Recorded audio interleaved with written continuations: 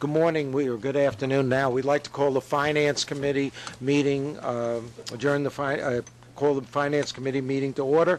And the first order of business, Doug, are there any public comments? I believe we have one public speaker. Okay. Is William Henderson here from the PCAC. Good. All right. He's going to speak on asset management. Good afternoon. We're pleased to see that NYC Transit is discussing the process made on implementing an enterprise asset management program today. This program is a major undertaking, but we believe that the benefits gained in ensuring that resources are expended to have the greatest possible positive impact on performance more than justify this effort. The PCAC has advocated a principle underlying EAM, which is linking expenditures to their impact on performance, and our research reports Minutes Matter, which called for performance indicators reflecting the quality of service provided to riders, and the MTA in the Age of Big Data, which explores ways of using the expanded range of available performance data and interpreting those data to illustrate the relationships between performance and decisions about priorities and allocation of resources. We believe that it's now time to enter a new management phase at the MTA. Since the capital program began in 1982, the MTA has expended approximately $90 billion. Some of this spending was necessary to stabilize the system in the bad old days when subway cars traveled only 7,000 miles between breakdowns. Some of the funding was spent on restoring assets to a state of good repair. It's now time to move to a third phase where systematic assessment of performance and evaluation priorities, risks, and expenditures associated with various assets informs the choices made to achieve the MTA's overall goals. This is more than just another analytical tool. It's a cultural change from a buy it and forget it orientation to a continuous process of measurement, assessment, and feedback and adjustment. This change is needed to help the MTA meet the challenge of moving this region, not to mention meet potential changes in federal requirements for transit operators. To use a medical analogy, 30 years ago the MTA system was given emergency care. Over the past 3 decades, state of good repair efforts were the therapy that was needed to restore the system. It's now time for the MTA to make lifestyle changes that are needed to maintain and improve its health and capabilities for years to come. We support your efforts to focus on NYC Transit and the MTA. Your efforts to focus NYC Transit and the MTA on institutional wellness. Thank you.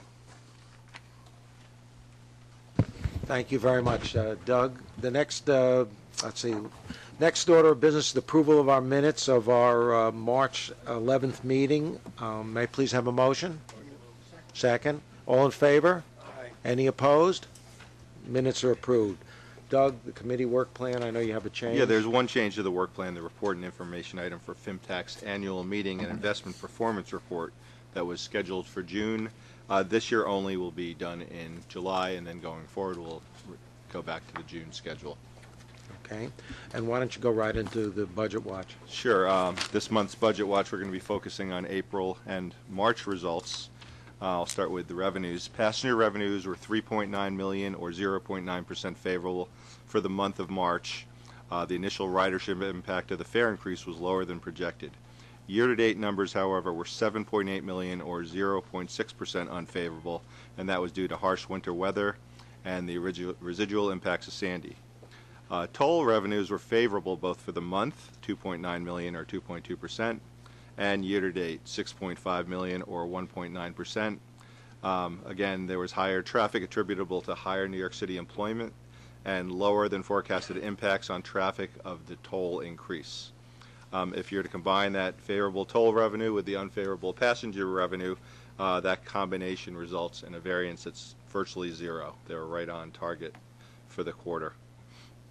Moving to expenses, operating expenses alone were $57 million favorable for the month, bringing the year-to-date variance up to roughly $89 million. It's important to note, though, that variance is primarily timing-based in the other than personal services categories, so we expect that a lot of that favorable variance will reverse out as the spending gets back to normal and they catch up on the accounting side. Debt service costs were $43.6 million favorable year-to-date. Some of that is refunding savings. Also, there were lower interest rates and timing. Moving to subsidies, the combined receipts of PMT, MTA aid, and PBT were $38.7 million unfavorable year-to-date. Some of that may also be timing related, however. The big story again is real estate tax receipts, which were strong in April. They were $21 million favorable, which increased the favorable year-to-date variance to roughly $86 million. Most of this increase is a result of higher collections in the real property transfer tax, RPTT, portion of the urban tax. While these numbers are very strong, they have to be sort of looked at in the overall scheme of things. We had a very strong January and February. March, we actually were under budget. And April, we would have been at approximate budget, but we had 3 large transactions. So we had an extra $25 million in the month of April from 3 large transactions that we don't necessarily think will repeat.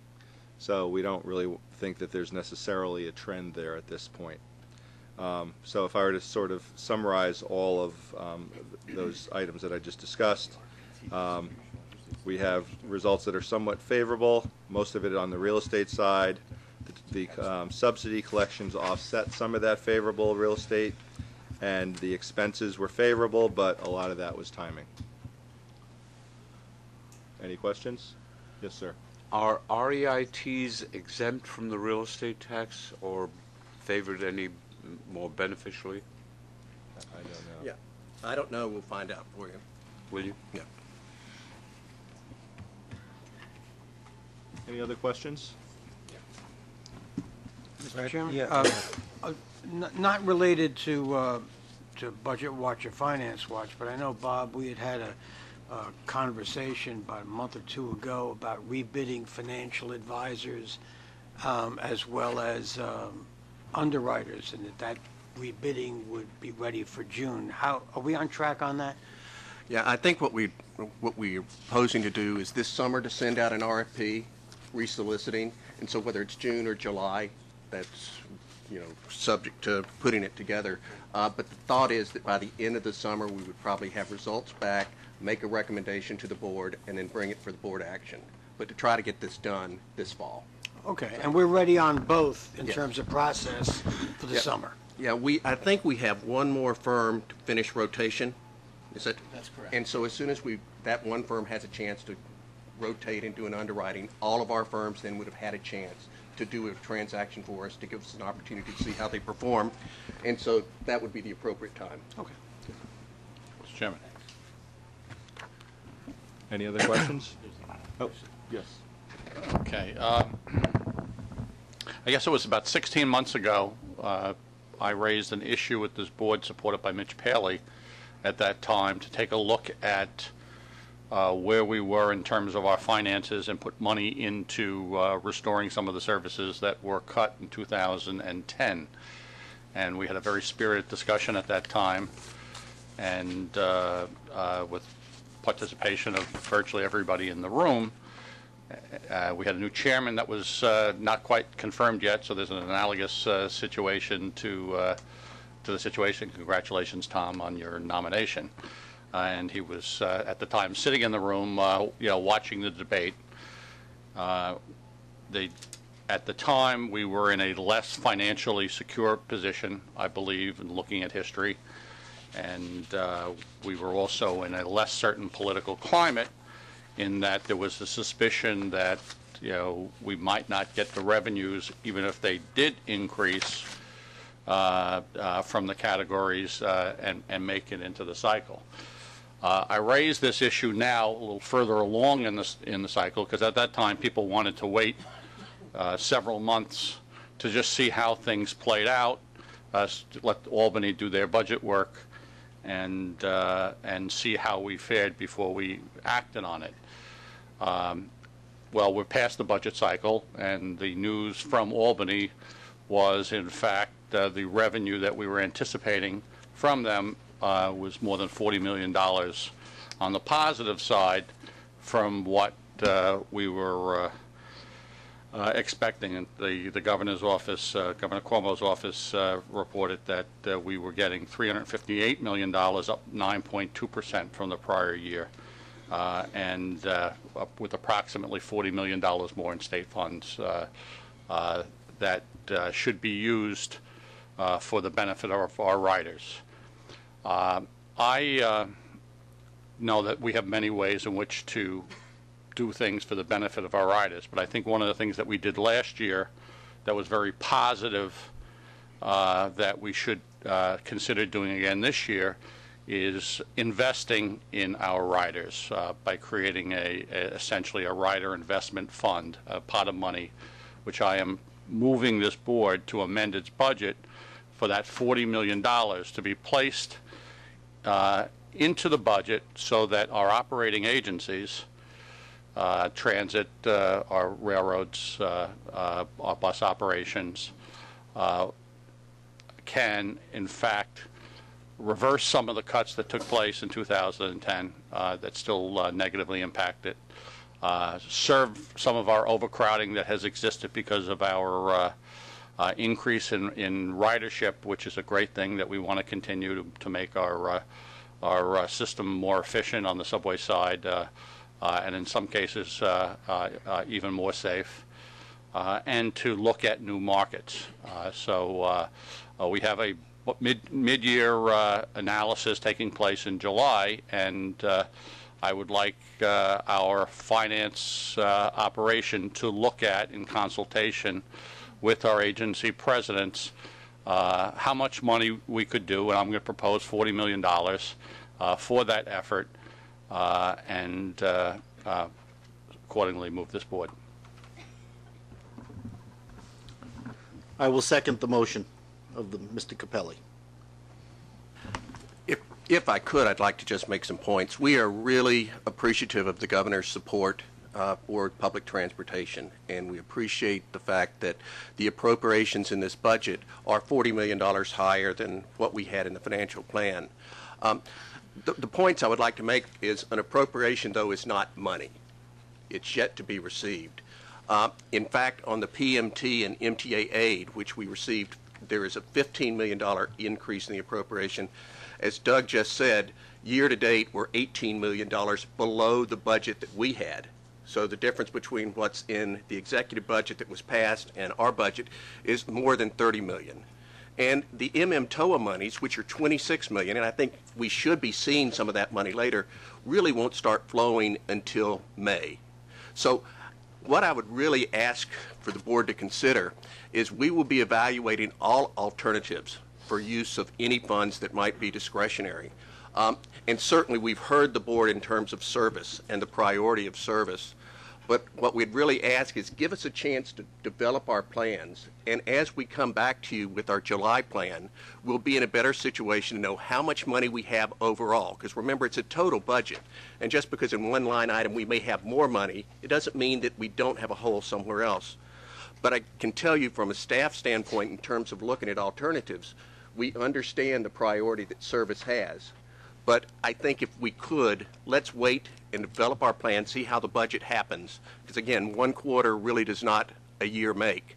And if we are adding service, we want to make sure that service can be maintained and not reduced at some later date. So that would be what I would ask. I think that Bob's idea is very good. I think when we always do a complete review of where we stand at mid-year, I think that's the appropriate time to do it, and I think that that's something, Alan, that you and Mitch and everybody else should think about doing. And I think we'll know where we stand, where these taxes are, where the ridership is, where all the support is by mid-year, and it won't be just reliant on 3 months. I think that's the appropriate thing, and I think Bob's suggestion is well taken. I don't know, Tom, do you feel you want to comment on this, or Freddie? You want to say something first, Freddie?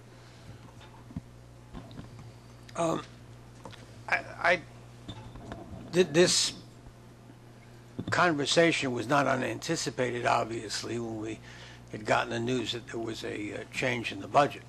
And of course, I think from my own personal perspective, and I know conversations I have had with others, there is a very strong inclination to restore the service cuts that still linger from, or at least reevaluate them that still linger from 2010. But I think Bob's suggestion is a useful one, that we wait a couple of months, begin to see how this trend works out. But I understand, at least from my perspective, I understand, Alan, what you and Mitch are doing here and putting down a marker on service restorations. I agree with that. But I think we've got to do this in a rational way and in a methodical way, and certainly one. I have a haunting memory of service increases some years ago under another executive director that had to be reversed a mere few weeks after they were announced. That is a position I would never want to see this board or any agency president be in ever again. So we do it methodically, we do it right. I think we'll arrive in the same place. Mr. Chairman, I agree with you 100%, okay, which is why I had said that looking towards the July mid-year correction point. But, and you are correct in that Mitch and I and others are looking for markers to be put down. What we did last year was a very good thing, and it was prudent, and it inured to the benefit of our entire system. We told the riders that that there are things that we need to do, and we're going to look to do them. And we made some very significant restorations. We serviced some new routes that we hadn't served before, and we relieved some overcrowding conditions.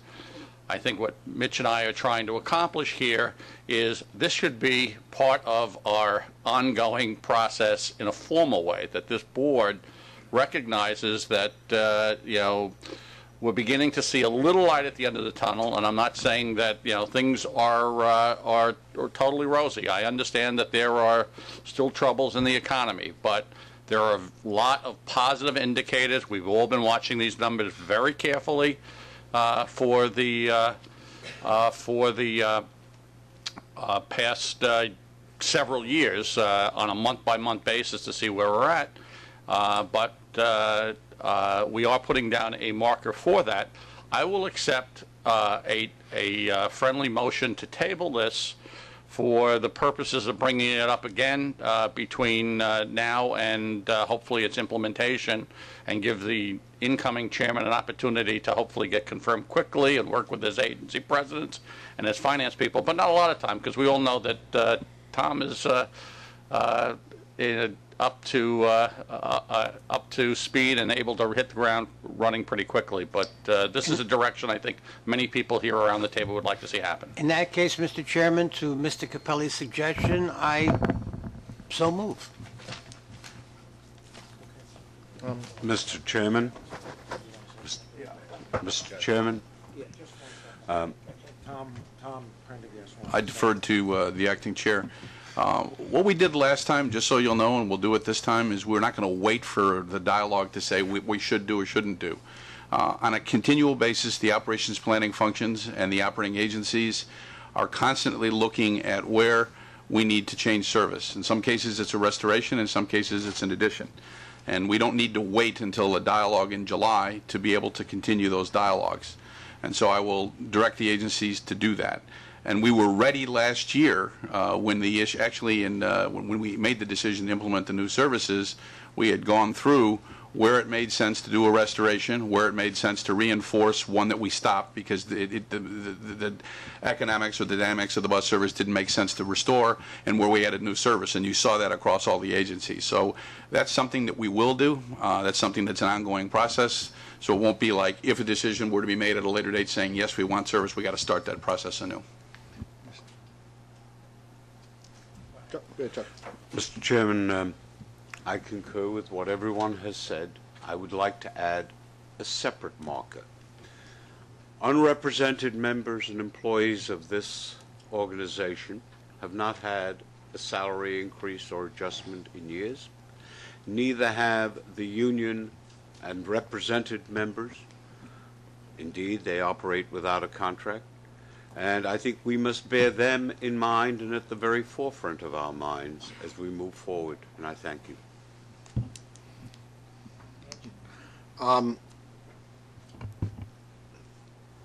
Methodical is I hate the word methodical. It makes it sound like we're doing it slowly, but I will take the intent in which it was given in that regard. Reasonable is a much better term. It was intended kindly. I understand. I understand. You know, the reason Alan and I did this again today is partially because of the numbers, but partially also because time is of the essence.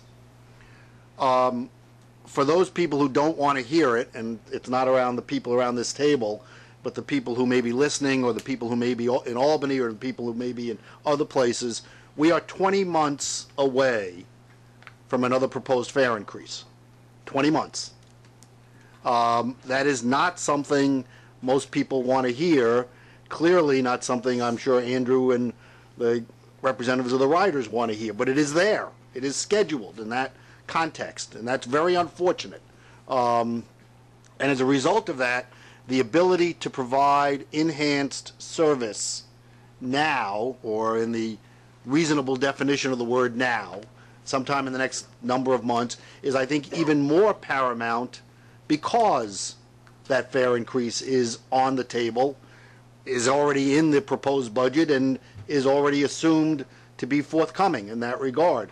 So that's why Alan and I wanted to bring this up today, is to make sure that we do not get stuck in a situation where we continue to talk about something without doing anything in that regard. So while I fully understand and support the endeavor to do it all at once as part of the July review, I think then, if time is not of the essence now, time will surely be of the essence then. 20 months, huh, Mitch? That's how I am. I would like to echo Commissioner Capelli and Pally's and Acting Chairman Ferrer's thoughts on this matter. I think it's the right thing to do by our customers. I think the MTA bought itself an amazing amount of goodwill when those services were somewhat restored the last time. Riders need to feel like they're getting something for their added dollars. As I've said many a time, we can't keep doing a 7.5% yield every other year because at some point we're going to have $40 tolls and $800 commutation tickets, and that's just not sustainable. So for riders to feel like they're getting something, I think is really important. I'm happy to work with everybody to do this in an orderly way, but I would hope that by the dates that you've all agreed to, that we will have at least something of a plan to get riders some of the services that were lost in 2010. Some of those, by the way, resulted in drastic decreases in ridership on some bus lines, ridership that would be there today if those bus lines hadn't been either cut or truncated halfway along their routes. So I'm happy to see what's happening here today, and I'm certainly happy to work with everybody to move this along. Thanks.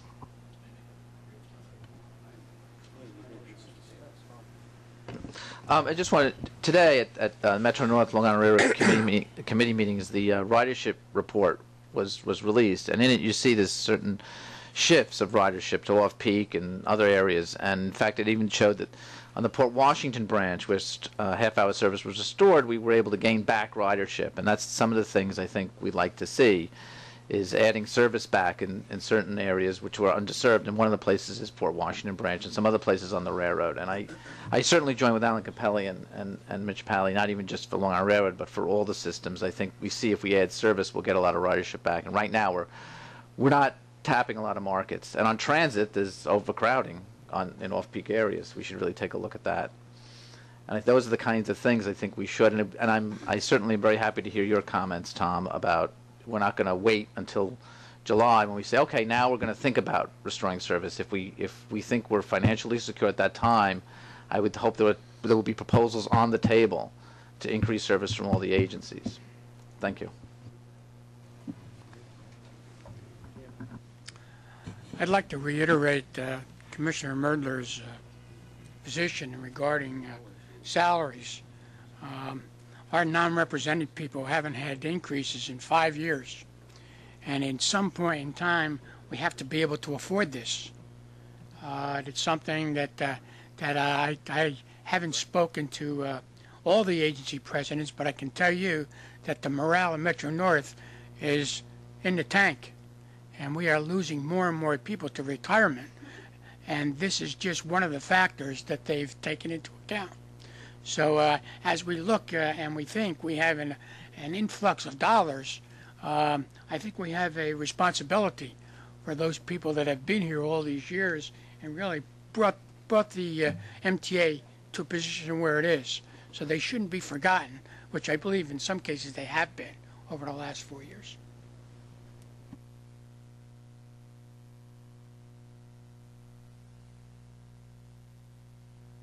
Doug, the next thing we need to do is, I guess, go into Finance Watch? Finance Watch, yes. Oh. Well, I thought we were just going to let it alone. Fred said we all decided. Let's just take a vote on tabling it. Okay. There needs a second. Okay, so, okay, second. All in favor Well, of wait, tabling it? do we, all right, table, whatever. Any opposed? Okay, motion's tabled. Doug, Pat McCoy is going to deliver Finance Watch. Thanks, Ted. you finished with the Budget Watch? Everything's done? I think so. Okay, good. Finance Watch appears on Roman 4-1 of your committee book this month. A few transactions to report. The first is a $8.9 million diesel fuel hedge that we executed on March 26th. This covered for a price of $2.88 per gallon. And this was, again, competitively bid among our approved counterparties for fuel hedging. Deutsche Bank was the winning bidder. Next, on March 22nd, we issued $500 million of MTA transportation revenue bonds. This is for proceeds to be used for existing and approved capital projects. The lead book running manager here was Barclays, together with Rice Financial Products. As you can see here, the all-in true interest cost of the transaction was 4.08% with an average life of 19.29 years. That successfully closed. If you turn the page, last week we closed on $200 million of MTA TBTA Bridge and Tunnel Project bonds, Series 2013C. This was had an all-in true interest cost of 3.71%, and I would just note that this was a unique transaction in that the syndicate of managers that we used on the transaction are all minority or woman-owned firms. The book running manager was Ramirez and Company, and the co-senior manager was Duncan Williams, a woman-owned firm. This was a very successful transaction with this syndicate. Lastly, that's not included in your book here, but I would just note that late Friday we closed on the first transaction that the board authorized in December for providing interim financing for infrastructure damage caused by Sandy. This is a $350 million transaction with Bank of America. It has a two-year facility. It's a two-year facility, and will provide that interim financing for Sandy repairs and other capital projects where we haven't, where we've got a mismatch in funding, and it will help provide that interim financing that we need. So we're very pleased to get that done. We are currently negotiating with two other banks and hope to be able to report on those at the next committee meeting.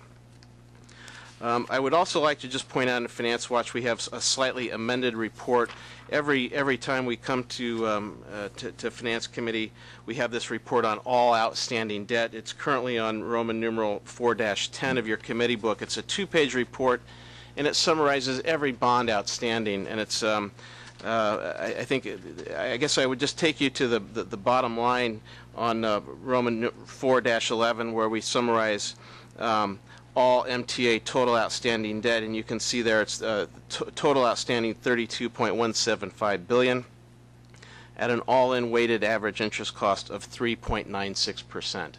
And I think that just reflects strong market conditions where we've been able to refund debt last year in particular, and take advantage of favorable markets with our credits. And again, I think it's just intended to provide more information, better information to you and the public about the debt portfolio. And unless there's any questions, that concludes Finance Watch. A question, Mr. Chairman. Pat, we're doing fuel hedges twice a year now, every 6 months? We're doing fuel hedges monthly. Oh, monthly? Monthly. The hedges go out for 24 months. The intent is to be hedged at 50% of our expected fuel need for the coming 12 months.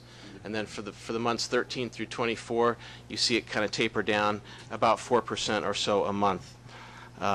If there's no change in a month to month, do we just let it ride, or do we absolutely have to take advantage of a hedge? We don't have to take advantage of a hedge, but we're not trying to be opportunistic about the market. We're just we're just having a budgeted program, and we're trying to lock in part of those costs that we know we're going to incur, and it's intended to deal with future volatility in the price of the commodity. Thanks. Sure.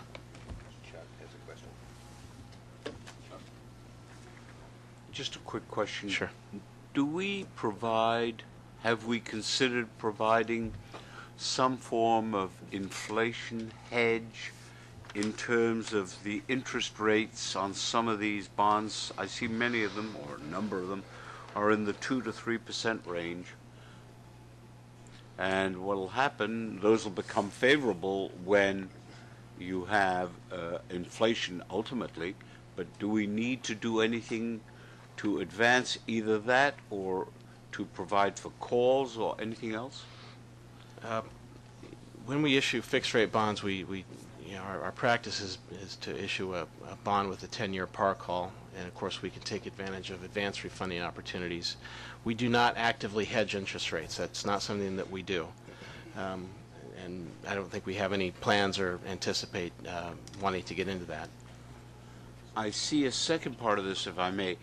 We still have over $300 million of floaters out there, auction rate security. Of auction rates, that's correct. Is there a market left for auction rate? The answer is there is a market. I think it's a very thin market, and there's not a lot of liquidity in it. Our series of auction rate bonds have typically been failing, as you can see on the report. If you look at the auctions, I see that. Yeah, so we're looking at the absolute rate that we're paying on the bond, and now when they fail, what is our mandatory obligation if they fail? It's 200 on the COPS. It's 275% of 1 month LIBOR, and so we obviously pay attention. So that presupposes that LIBOR remains low. If LIBOR goes up, it'll be more. That's correct. That's correct. Isn't it worth considering bringing those in, calling them in, while LIBOR is still low before it goes up? The board has already authorized us to undertake a tender for the transportation revenue auctions. There's a $210 million outstanding on that, and quite frankly, we're prepared to activate that plan. When market conditions would dictate that we need to get out of it. Obviously, we have to look to you for the expertise and to the consultants you retain as to the timing of such an act. But it seems to me that at some point in time, the low interest rates are going to cease, and you're going to see an increase in the rates, and that'll increase LIBOR and increase the cost of these floaters. Correct, and that's when you'll see us take action to deal with those bonds. Not until that happens? Chuck, I don't think that we view interest rate risk right now as being anything that's going to catch us by surprise. I think all the information we hear from the economists, from the Federal Reserve, suggests that interest rates are going to be maintained at a lower level. However, we are in a position that we can move very quickly if we need to. And we've also been opportunistic, and when people have come to us seeking to perhaps sell back to us some of these bonds at a discount, we've been open to that. But again, as Pat said, we do have the ability to tender in the open market for these, run a tender program. When we've done that before, we bought them back at 97 cents on the dollar, I think, so we saved money there. Our total floating rate exposure right now is really only about 8% of our debt. So we're on the low side of where we've been historically, and certainly on the low side of what the board has authorized. So we are watching it, we're paying attention, we recognize there is a risk that if LIBOR goes up, the cost certainly will go up at this multiple of 250 or 275. But at this point in time, the absolute level of rates that we're paying is still very attractive.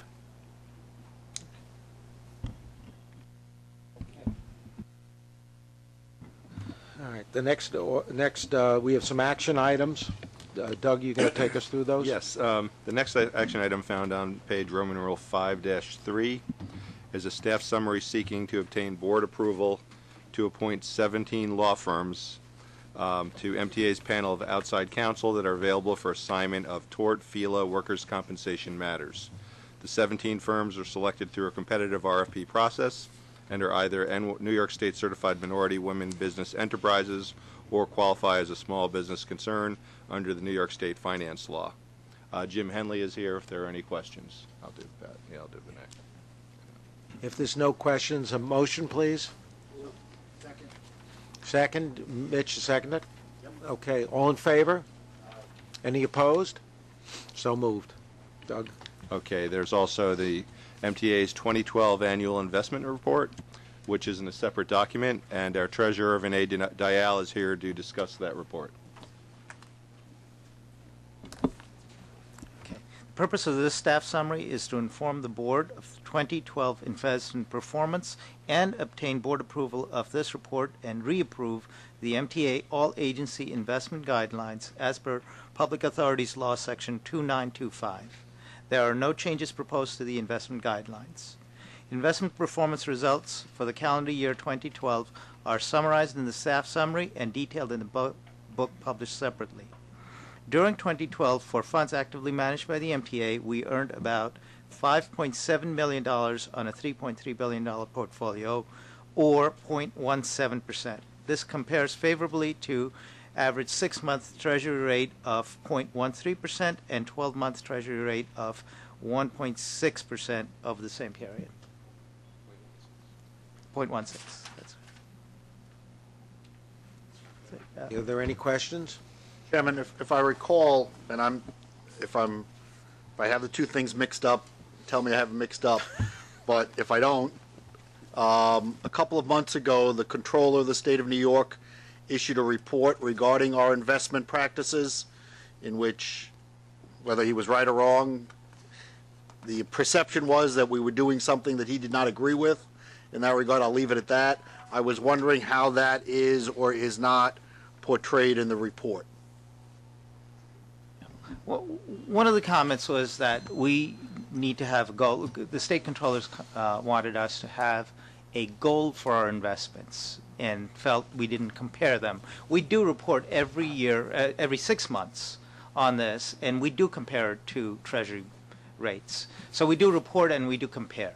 But we don't set up a formal goal. That ignores the principles of risk management, and we don't agree with that. So. Well, and I think the key is the measures that we should be held against would be 6-month Treasury bills and 1-year Treasury bills, and in both cases, our performance was greater than the 6-month Treasury right, bill and the 1 year. I saw that in the report. Yeah. Right. So, as far as we're concerned, we're being prudent, we're taking care of and avoiding risk, we're investing safely, the money is available when we need it, and we're actually performing better than the benchmark. So, we feel like we're doing what we're supposed to be doing. Okay. Thank you. So do we need a approval? Okay. So a motion, please, to approve our investment, annual investment.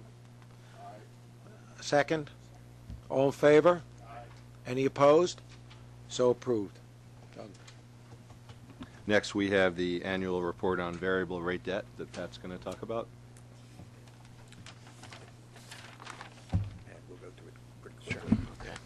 The report on variable rate debt was handed out as a separate item with your budget materials this month, and we'll go through this quickly. This is just a required work plan item to report on our variable rate debt, and we just remind the committee that the oh, thank you. Sorry. If you could go to the next page, Patrick. So we do have a policy in place that allows us to have approximately not more than 25% of aggregate principal amount of all outstanding debt in variable rate mode.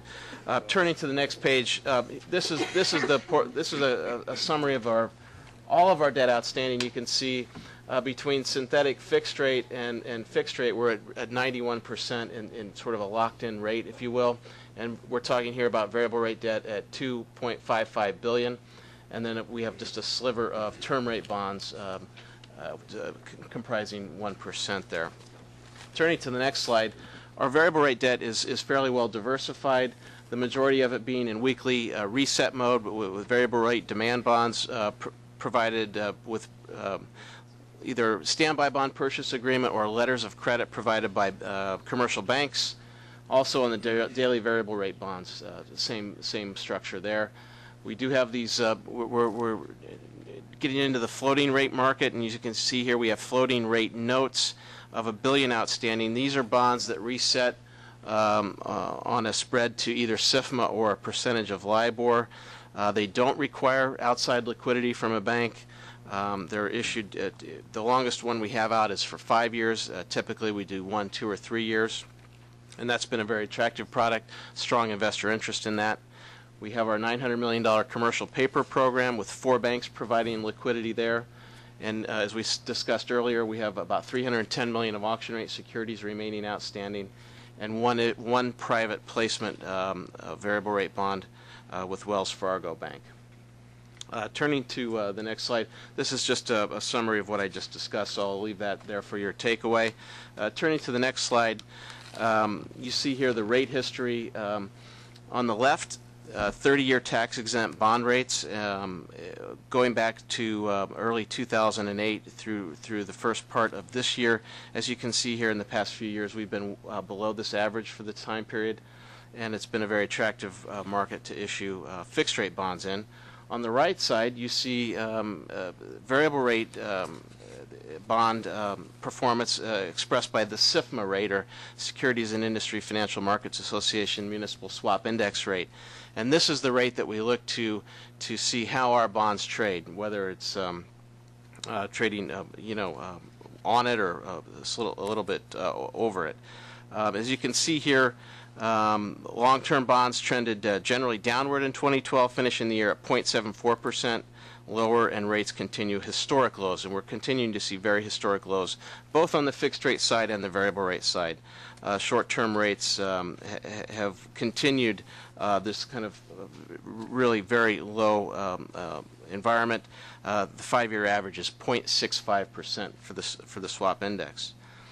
And if you turn to the next slide, you can see here how our variable rate bonds performed in 2012. And you can see here for the year, our all-in costs, all-in interest rate and costs of the bonds, averaged 0.78%. And as you can see, it compares very favorably to the various indices we have here: the Revenue Bonded Index, MMD, or Municipal Market Data Index for AAA municipal securities, the 30-year Treasury at 2.92%, the 1-year Treasury at 0.17%, and SIFMA, which is average 0.16%. So it's been a very again, another attractive year for variable rate debt. Turning to the next slide, we just summarize which of our variable rate bonds need to be either remarketed in the coming year, or we have liquidity facilities with commercial banks that are expiring or coming up for renewal. As you can see here, we're just under $1.7 billion, which is fairly on track for us. We do have remarketings of floating rate notes. To the extent that a variable rate bond is not attached to a swap for a synthetic fixed rate debt issue, we're going to look to taking that bond out with fixed rate bonds if conditions are still favorable at that point. Where we have an issue that is swapped, we'll continue to leave it in variable rate mode to attach to the floating rate leg of the swap. And you can see in 2014 and 2015 those expirations coming down. There's some other details in your package in an appendix. I won't go through that, but there's a great level of detail here on all of our transactions that are variable rate mode, who the providers are, the mode, and so forth. And happy to take any questions now or at a future point. Sir. It has been suggested by a couple of the major advisory services and the like, that bondholders in municipal financing have been starting to leave that field and go over to equities because of uncertainty of interest rates, and the assumption that maybe within a year to two those rates will climb. Have you focused on that potential in terms of these variable rate instruments that you have out there and reset dates? And B, is that something you can quickly adapt to should the pattern become marked? Sure. A couple things.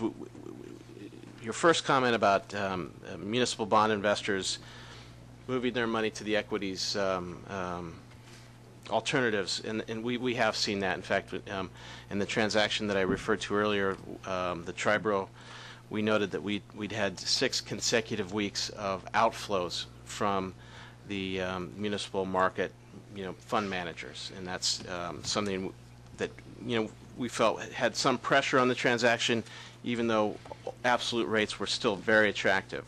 So we do watch that. We watch the flow of money. In the case of variable rate bonds, we pay attention to that segment of the market, but we also pay attention to the money market manager segment of the market, where people put their money on, to be invested on a very short-term basis, and those we saw, particularly beginning in 2008, a significant outflow for several years of money out of the money market funds. There's been somewhat, I would say, a stabilization of that of investments in money market funds over the past year. So, and that's why part of the reason why we continue to see very attractive rates. There does continue to be demand for short-term investments that are, fairly liquid.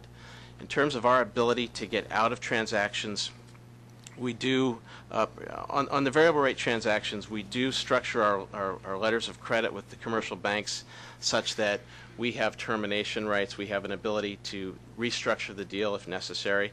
Typically, in the first year, we would bear all the costs of that year. Beyond the first year, we try to ensure that we would have no cost to take action if we needed to. So I would say our ability to get in and out is fairly fluid. Is your lock-in a year? On the bank facilities, we typically will lock in 2 or 3 years, but to the extent that we want to invoke our right to get out, they'll say, okay, if you get out in the first year, you owe us fees for that full year. If you get out after that, then there's no fees. Part of it depends on the reason why we would be getting out. If it's an impaired credit condition of the bank, then at any time we can get out. If it's for our own reasons, whatever those policy reasons might be, then we might be bearing the costs. So the answer is fairly nuanced, but the answer is in terms of our ability to get out, we do have that right. What's the rating agency recommendation for a range of variable rate exposure for an entity such as ours? Good question, and if you ever get an answer, I'd love to know what it is, because we certainly haven't gotten an answer. The rating agencies will not provide that kind of clarity or guidance to issuers. They would respond by saying it's unique to every issuer, depending on what your tolerance for variability in your portfolio is. We believe that I would say we have a very prudent level here of 8% of our debt in floating rate mode, and the rating agencies look at that. They rate our bonds on a periodic basis. They comment that the MTA has managed this portfolio well, and so I would trust to say that we're in a safe range at the moment. Who rates the rating agencies? Yeah, good question. Okay. Any other questions on the report? Okay. Thank you. Thanks, Pat. Okay, I guess we'll ready to go to procurements, We have right? headquarter procurements. And then we have a special report on implementing asset management, That's correct. which we're going to do before we do the procurement stuff? Yeah, I we could think do that, sure, Why don't we do that absolutely. now, then? Okay. Come on up, fellas. And this fella. I think we got a presentation here. I'm fine. No, this is good. Okay. This is going to be a joint presentation by me, followed by Craig Stewart from New York City Transit, and Mike Salvato, and closed out by Nuria Fernandez, the Chief Operating Officer.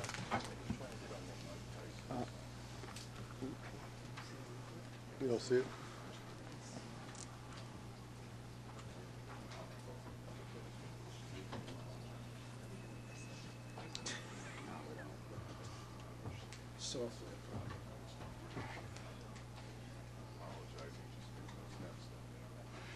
I'll discuss while we're waiting for the head slide.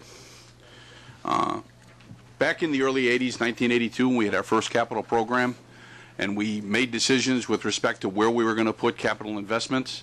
It was done in a very crude way, but it was an effective way because the state of the assets were in such poor shape and they were beyond their useful life. It was pretty easy, simplistic decisions to say we're going to put them into cars, we're going to put them into track, put them into stations that were falling down. After some $90 billion, as one of the speakers before the meeting talked about, we have now gotten to a point where a lot of the assets are in a state of good repair. We continually need to maintain those assets and make investments in them to either replace them outright or to refine them. And we've gotten to the next level of decision making with respect to how we are going to parcel out those rare capital dollars that we have. The size of the asset is very large here. It's in the hundreds of billions of dollars across all the MTA agencies. And going forward, we're going to be continually constrained on a 5-year basis in terms of what the size of the program is. So it's essential that we have in place a mechanism that can make informed decisions so that not only staff can feel comfortable that we're making the investments in the right place, but we convince the board, you yourselves, that we're doing the same. We, for years, have had some numbers out there in terms of what we think a useful life asset would be, like by category. Cars, 35 years, although with improvements with structure, they're getting over 40 years. And we're now in a place where rather than replace something that has useful life, we need a tool that can say, no, we can go another 5 years with that asset rather than making an investment in replacing it. So the current mechanism that most large infrastructure organizations are using is what they call whole life asset management. It's something that Class 1 railroads are moving toward. The commuter rail system in London called Network Rail is moving toward, and London Transport. Even Paris, we compare ourselves most likely on the subway side with systems in Paris and London because they're more comparable than others. And the whole life asset management system, and we have a procurement coming forward today, is something that will not only require an education on the part of the people who are going to implementing the program and living with it, but a cultural change within the agency. It's essential that the people who are responsible and accountable for the assets within each organization buy into this process. I think one of the worst things we can do is to have someone outside that entity tell them how many dollars they have to maintain or replace their asset. There should be healthy tension between those people who are accountable and the people who are watching from a budget and a finance side, but there has to be total buy-in. And so what we're going forward with today is a procurement to be able to enable us to gather intelligence from people who have done this before, but at the same time implement the program at a grassroots level within each agency. Craig will take the next few slides. Okay, thanks, Tom. Today I want to inform you of our efforts to move from a state of good repair to a whole life asset management approach. This approach is based on the principles, practices, and technologies of enterprise asset management. As you can appreciate, transit is an asset-rich industry. Hundreds of miles of tunnels, line structures, thousands of buses, trains, complex mechanical and electrical and computerized systems. Over the years, we have done a good job at managing its assets. A number of our assets have reached a state of good repair. Our 20-year needs and 5-year capital planning processes have served us well. We have rebuilt parts of our system after disinvestment. We have begun to add new technologies like train arrival information, security systems, and new tech trains. We are adding new capacity, not only through system expansion, but also through the use of communications-based train control. However, the need to get the most performance out of all of our assets has never been more critical. We must do this, and we must minimize the cost of doing it. Our mandate is to develop a more effective planning and decision-making process that demonstrates that we are managing our assets responsibly with all of our limitations and resources. Today, we want to share with you our plan for introducing enterprise asset management at New York City Transit. Mike Salvato, the program manager of this effort, will take it from here. Go ahead, Mike. Hello. In recent years, there's been a consensus forming around and across industries about what good asset management looks like. We see this in the formation of a new international standard, ISO 55000 for asset management, which will be approved this year, as well as in the release of domestically of documents by the FTA on guidelines on good asset management. And this is not just in transportation, but we see it across gas, utilities, even the defense industry. So what we've been doing over the past time is tailoring what good asset management would look like to us. So we've defined whole life asset management for New York City Transit to mean the optimally and sustainably managing the performance, cost, and risk of our assets over their entire life. This means for us bringing together capital, maintenance, and efficiency investments together to achieve the strategic objectives of the agency while recognizing the financial constraints that we work under. You need to advance the slides, Mike. Oh, sorry. Thanks, sorry. Asset management is also the law. In the fall of 2012, the federal transportation legislation was passed requiring transit agencies to have an asset management plan and to report on their performance. We hope that our work at New York City Transit will help define what good asset management looks like for the entire transit industry. And recognizing our leadership, the FTA has awarded us a $7 million grant to develop our whole life asset management process. Better data and analytics mean that decision makers like yourselves will have better information to make more informed decisions. Managers at the asset level will have greater visibility into their performance and cost at the activity level, as well as a broader portrait of their entire asset life cycle under their stewardship. And they will also have a better understanding of the relationship between the decisions they make and the priorities of the agencies, such as improved reliability.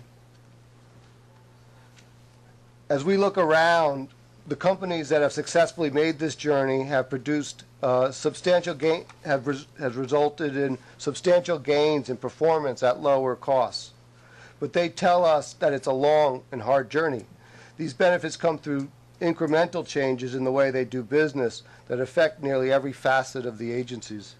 It's difficult to see the slide. Why don't you describe what's in? Yeah. I'm sorry. So we've been looking around the world at different rail properties in particular, but other bus and other industries about the type of performance. So Network Rail, which is the commuter rail in Britain, has applied this, and in one 5-year capital program, they were able to increase their performance by 30% while lowering their costs.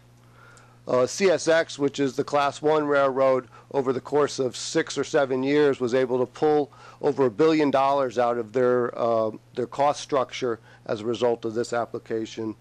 And the tube lines, which represents 1/3 of the London Underground, which has a very strong asset management approach, performs about 30% more, 30% better than the rest of the Underground on comparable assets. So again, the companies that we've seen that have taken this approach through hard work and through changing the culture and changing the management practices have definitely produced results. I apologize for the visibility of the slides. So New York City Transit's approach to this really revolves around 5 themes. It begins by enhancing strategic direction and improving planning and decision-making. And this is supported by developing our people, our business processes, and the information technology that supports those decisions. So our vision is to be recognized as a world leader in asset management by 2020. And our roadmap includes completing a gap assessment this year that will help flesh out that vision and develop our roadmap forward. In 2014, we will begin to change our information systems to reflect the new business model. And to measure our progress, we'll use the new international standard ISO 55000 with the goal of becoming compliant by 2017. And as we progress, we'll come back to the board to periodically report our achievements. Okay, I just wanted to punctuate what Tom had stated at the very beginning of this presentation, and that is that our aim really is to achieve a world-class asset management system and within the next 7 years, and we're well on our way. Now, today's presentation has been primarily on the strategy that New York City Transit has put in place for achieving asset management with subways and buses. But this whole approach really is the entire organization, it's the entire authority.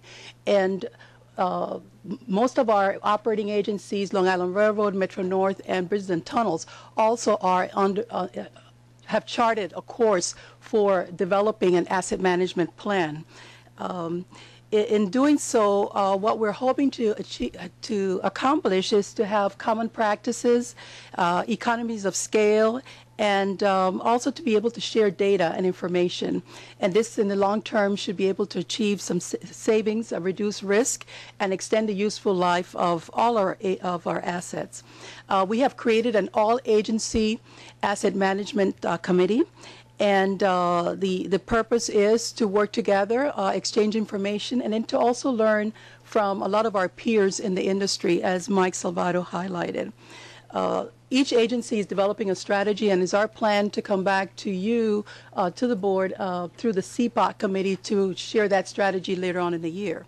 So today's the purpose of the presentation is to just frame our request today to ask the board to approve an all-agency task force order, task order, consultant contract. It's an IDIQ, is a 5-year, not to exceed $10 million, so that these 9 firms can assist every single agency, operating agency at the MTA, in successfully implementing an asset management program. 9 firms. It was competitively bid and negotiated. And these firms are available to the agencies. They can tap them and task them to help them with either developing the plan or implementing the plan. As call is an indefinite delivery, indefinite quantity contract. Yes, not to exceed $10 million. This is probably for you, Tom. I think, having an asset management system in place is important. I think it's great. Some of the decisions that transit has made, and you're the perfect person to ask this of, have been done for reasons other than asset management. For instance, a decision to keep the R32 car class in place and continually repair it as necessary was a financial decision. It wasn't necessarily an asset management decision. Either the new cars weren't going to be available in time, or the funding from the capital plan hadn't come through, or something. But there is a point where you don't want to throw good money after bad, correct? I mean, there is a decision to be made whether you keep a certain asset or whether you replace it. There is, but the actual reason was an asset management decision. We had a car class that was higher in number, younger in age, that was not going to make its useful life, and so we had to replace it out of cycle. Right. So you can't just go out in the street and order new cars. So we had to make a decision, a conscious decision, to keep the R32s in place a longer period of time before we replace them. So it was based on asset management in terms of which is the best car class to keep around the longest. For safety and reliability reasons. Okay, and that's the kind of philosophy that you're going to incorporate into the entire system, I assume. Yes, and I'll just give you another one. I know Mark Page a number of times have asked questions, and they're good questions about at what point does a higher mean distance between failure get to be a point of diminishing returns? Because everybody would like to see that number be as high as it possibly could, but you may be paying for something that doesn't translate into improved performance, or it comes at improved performance at the expense of some other asset. So it's these types of systems that help you make informed decisions. I know this is not inconsistent with what you're doing, but this morning each of the agency presidents focused on the fact that they are doing the best they can under the circumstances, and the circumstances being the ravages wrought by Hurricane Sandy. How do you factor in those imponderables, those variables that come in? Because you can't manage assets for no crises. How do you manage the assets so that they recognize the potentiality? Well, the one thing that we have to have a change in philosophy is the degree to which we include in a design for a 21st century standard, where we know we're going to see an increased frequency and increased magnitude in storms. So we need to change the capital program from a standpoint going forward where we have greater resiliency in those different infrastructure elements that we put in place.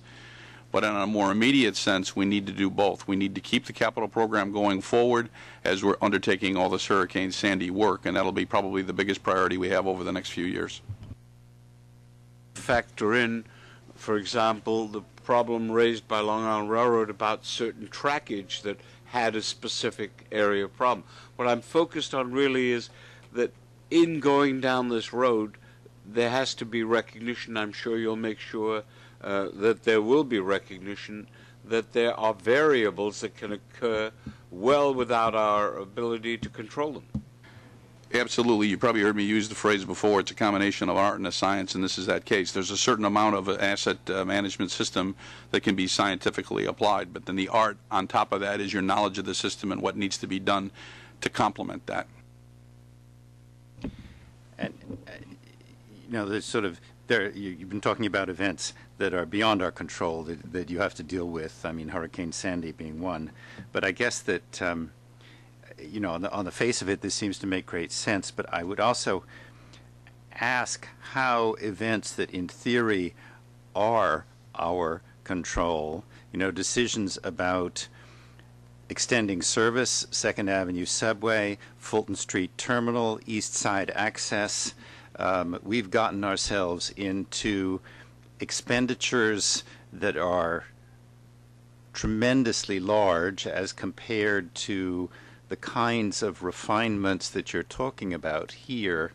And I guess I would just hope that as we put this together, we could try to establish some kind of framework for our own enthusiasms of the moment and how they need to be reconciled with this kind of ongoing granular, and I don't mean to be at all insulting about that, review. I think you have to build it from the grains, basically. No, and what we probably didn't emphasize in the presentation is the organizations that they're using as models, because they're farther down the path than we are, and we're going to learn from them. I think to a party they said you have to have a strategic vision, you have to have a defined strategic vision, and that includes things like where's the level and quality of service you have, what level of expansion are you going to undertake, because if you do this in a vacuum, sans those two elements, you won't have a good whole life asset management decision making. Okay, so we're gonna. Sorry. Does this? I assume this would include procurement and light costs associated with procurement. In other words, the agency's always. Today was an example of where they're procuring parts and it's a sole source and they have to procure it from the original manufacturer. And whether that costs more or not, that's hard to say. But I assume that procurement and procuring equipment and whether how much of it is sole source is part of this process. Yes. Doug, why don't we take us through the procurements Yeah, now? so Which one of these items is in there? That was one. That was Right. part of a total of headquarter procurements of $43 million. So we're seeking board approval for those headquarter procurements. Okay, so do we have a motion, please? A second, please. All in favor of the headquarter procurements? Any opposed? So moved. Great. So now we're going to go to the Metro North and Long Island Railroad Committee. There's one action item for Metro North, which is requesting board approval to authorize the establishment of fares for toll to and from the new West Haven station, and that is tentatively scheduled for the third quarter of 2013. We need an action on that. Okay, motion, please, action item. Okay, all in favor? Any opposed? So moved. Sticking with that agenda, there are two procurements for Metro North for a grand total of $28,395,000. One non-competitive modification and one request to use an RFP. Okay, a motion, please. Second, all in favor? Any opposed? So moved. There are two non-competitive procurements for Long Island Railroad for a grand total of $17,900,000. Motion, please. Second, all in favor? Any opposed? So moved. Moving to the New York City Transit and MTA Bus Operation Committee, we have New York City Transit and MTA Bus Operations for a grand total of $75,381,000. There are 8 procurements for New York City Transit. 4 are non-competitive, one jointly with MTA Bus Company, and one multi-agency with both Long Island Railroad and Metro North. We also have 4 competitive procurements, 2 of which are large modifications to contracts managed by MTA Capital Construction. There's also 1 non-competitive procurement requiring ratification for MTA Bus Company. Okay. Before we take the vote, Tom, can I ask you a question on, I guess it would be your Allied Barton Security Services? Who would be able to answer? Steve is here. Steve? The question I have is, why do we have to extend this at the old rates? Why didn't we do a procurement when we knew, when we knew this contract was coming up, that it was expiring? There were particular changes to the prevailing wage that had to do with supplemental benefits, and it took us longer than desired to figure out the implications on our price schedule. So we're putting this procurement together now, and we'll be out on the street shortly. But why would that change our procurement? That's what I can't understand. I don't understand that. It changes the way you actually put the price schedule together and the type of folks that you hire. While the prevailing wage will change, there were changes made with regard to the supplemental benefits that we, under our existing contract, we paid in a different manner. So we had to sort out, with the changes in the prevailing wage, how we would structure our price schedule in order to, A, be able to enhance competition, and B, be able to cover the pricing that we would pay the contractor in a auditable way. Okay, I don't think I really understand it, but but I assume you have a reason for it. So, but now the more important thing is this procurement, when is this going to go out in the street? We're going to put it out shortly. We're putting it together right now, and we should be out shortly. And we had to extend this one, though, for a year in order to get this done? Yes. Okay. Chuck? Chairman, as I pointed out this morning, and as you have now acknowledged, as you did this morning, prevailing rates regularly change as to the benefits attended to them. It seems to me that as a matter of policy, if we can follow it as a rule, subject to exception, we ought to deal with these issues while the contracts are in force rather than extending them. We get 2 or 3 or 4 of these a year where the same sort of thing happens for one reason or another. And they ought to be the exception and reduced even more if at all possible. I agree. Okay, so a motion, please, and a second. All in favor? Any opposed? So moved, the transit procurements. Next is bridges and tunnels. We have 2 competitive modifications for bridges and tunnels for a grand total of $26,400,000. Okay, motion, please. Second. All in favor? Any opposed? So moved. There are no items for FIMTAC. Included within the book are February and January consolidated financial reports. And next, we would switch to the real estate Okay, section Jeff. of the... Jeff, you're up. Thanks, Doug and Andrew. We have 6 staff summaries in your books, which frankly are not momentous unless there are particular questions about them.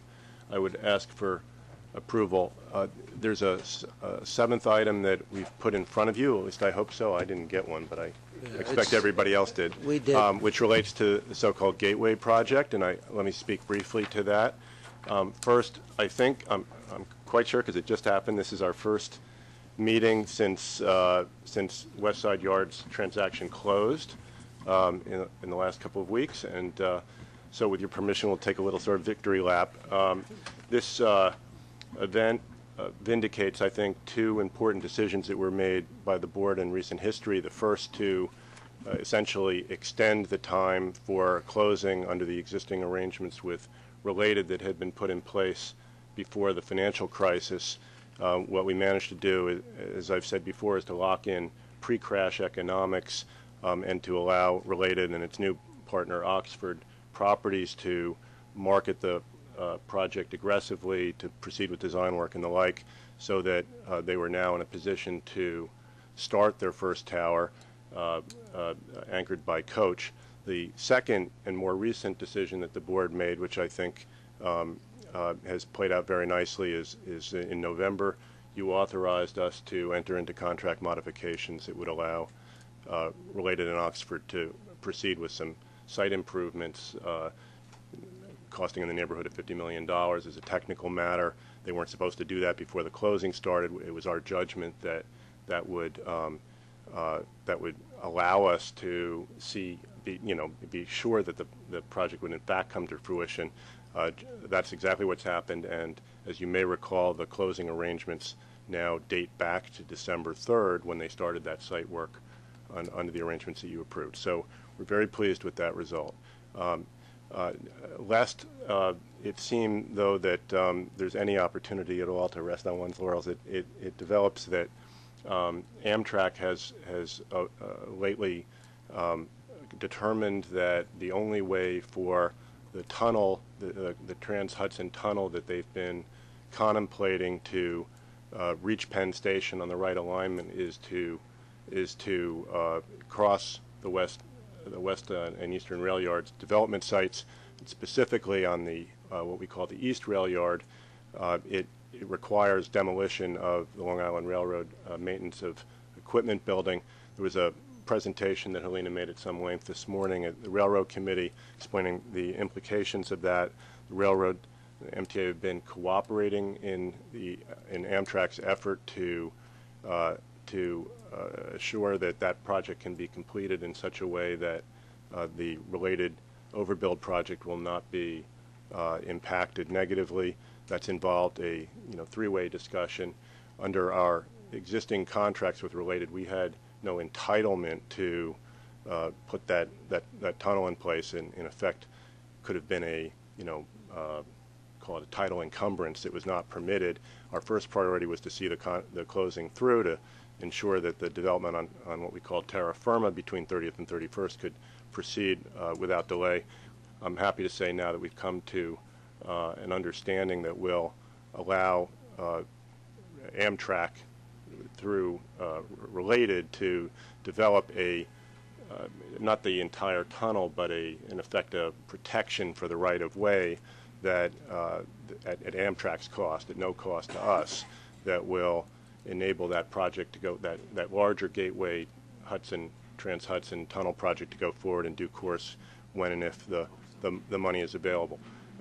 And as I say, the construction itself is at no cost to us. In addition, the demolition of the MAV building, the restoration of the MAV building in due course, our incremental costs of operating temporarily out of Hillside are all to be covered by Amtrak. And most importantly, from point of view of the real estate transaction, we have an understanding that because this work is going to proceed expeditiously, there will be in effect a waiver by Related of any claims that they might have for damages or any delays that would be attributed to us with financial consequences under our agreement. So it's a good result, And I would ask, unless there are questions about that, that we have approval of the 7 items. Jeff, so this will be a concrete encased right-of-way, basically. Yeah, it's basically, it becomes a sort of structural element of their deck. They need to get on site in advance of their construction of the platform to start that work. And this, for all intents and purposes, identifies a future right-of-way for the ARC project, does it not? For all intents and purposes, Okay. yes, that is the right-of-way. This way they won't drive piles in that area Exactly. or stuff like that. Exactly. That's right, the piles will actually rest on top of it. You could do I it mean, later, they- but the constructability would be far more difficult if you didn't do this. They know it's there now, so they don't have to work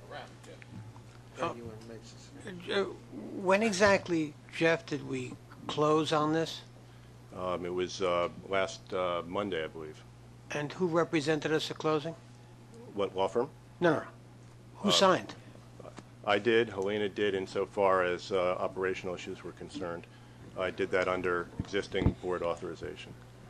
And we were ably assisted by Paul Weiss and other representatives. Oh, I don't think they needed any assistance. But Jeff, if you would just clarify, that was only the related East Trenton Rail Yard closure, and did not, there were no documents that were part of that closing that related to this. That's No all pun separate. intended. Yeah, right. That's correct. That's correct. 2 questions to what? Oh, I'm sorry. John? Jeff, real quick, where is ARC planned to come up through the Hudson? Between what blocks? It says 10th and 11th Avenue, but what? Do you want to show the slide, John? We have a visual aid if it's helpful. Yes. Oh, I thought we did have it. Sorry. No, we do. It basically comes in from a southwesterly direction, comes across. It accesses the southeast corner of the West Side yards, and it gets to a point that provides access both to the existing Penn Station tracks as well as a new set of tracks that would be in, what's that called, Helena, block? 780. 780. block 780. So it would give... Is that 28th or 29th Street? More or less. Neither. Block It's 780, Penn neither. South It's is immediately south of the existing Penn Station. 31st. I'm sorry, One 31st. block down where the It's control contiguous center to and south of the existing Penn Station complex. I obviously have a concern because Yes. Con Ed has a facility at 28th and 11th. Between Yeah, no, 10th it's and not. 11th. It's not that far down. Okay. Thank you. I mean, the issue with Penn Station, as we all know, is that its capacity has always been what it is, and we're adding services and adding agencies, so we need to increase that capacity. This, if not done now, would be much harder to do, and I wouldn't say it would take off the table. It would be a lot harder to construct this at a later date, and more expensive. 2 questions. First, to what extent, if any, does this impact on the Bloomfield development to the Brookfield? west? The Brookfield? Yeah, Brookfield, I mean. It doesn't. By that time, you're into the regular tracks, or you're back down into the bedrock, I believe. 2, am I correct that this will result in a 26-month or 27-month impediment to the Long Island Railroad? Is that correct?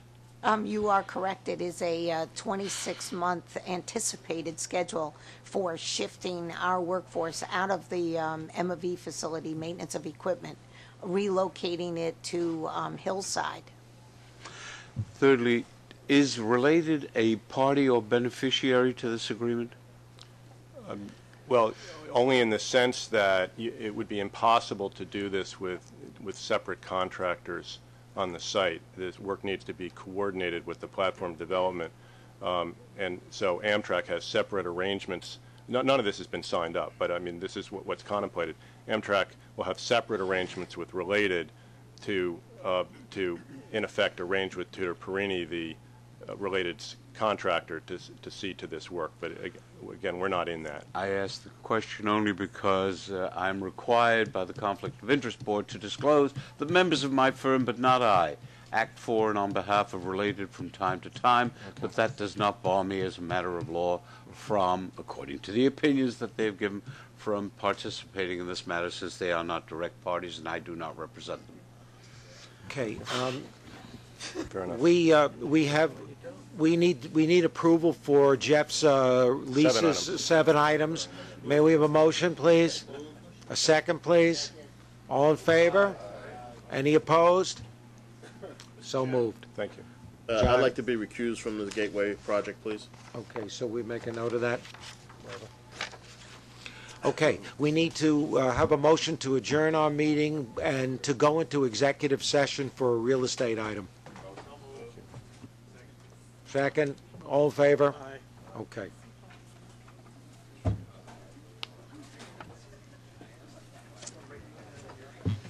Mitch?